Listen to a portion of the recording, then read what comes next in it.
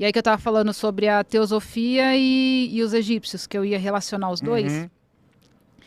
E o Big Bang ao mesmo tempo, né? Porque o Big Bang, qual que é o conceito da teoria do Big Bang? É que antes de existir o universo, né, tudo estava reunido num único ponto e antes disso não existia nada, né? Só existia esse ponto com um potencial infinito dentro dele.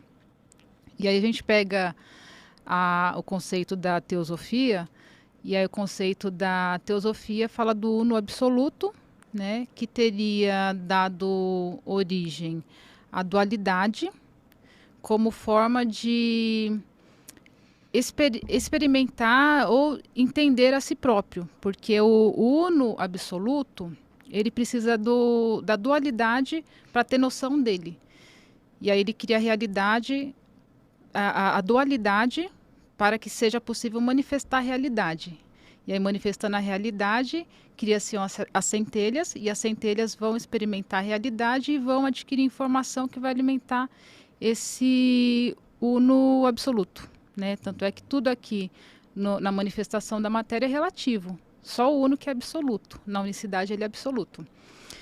E aí o conceito dos egípcios, né, sobre, por exemplo, para explicar o fenômeno do Sol, né, dia e noite, para eles o Sol era a barca de Ra.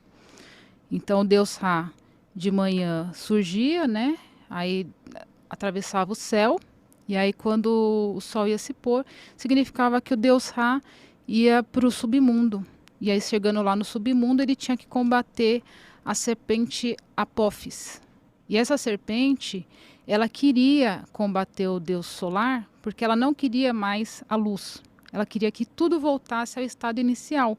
E no estado inicial, para os egípcios, só existia uma vastidão de água, e escuridão e unicidade.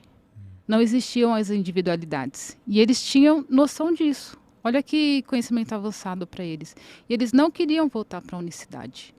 Porque para eles, voltar para a unicidade é perder a individualidade. E aí você se une com o todo e não tem mais a sua individualidade. Então você deixa de existir de certa forma. E aí os egípcios não queriam isso. Então quando tinha eclipse era um terror para os egípcios porque eles achavam que seria o fim do mundo. Né? E aí a gente vai ter também no hinduísmo, né, o que eles chamam de kalpas, que são eras. Então para eles o universo ele se faz e refaz. Tem um período lá, né, que isso acontece. Então o universo se manifesta e aí de repente ele se retrai, se manifesta e se retrai. E seria o conceito do Big Bang alinhado a outro conceito científico que se chama a teoria do grande rebote, que o universo estaria sempre assim, nesse processo de se expandir e retrair. Então, quando ele se expande, a gente experimenta a realidade, que nem a gente está aqui agora. Só que vai ter um momento que o mundo vai acabar do nada e tudo vai se retrair e vai voltar para aquele ponto inicial. E aí, daquele ponto inicial, ele vai se expandir novamente e criar um outro universo. Então, essa é outra teoria que tem dentro da ciência e que essas cosmogonias já falavam de todos esses conceitos.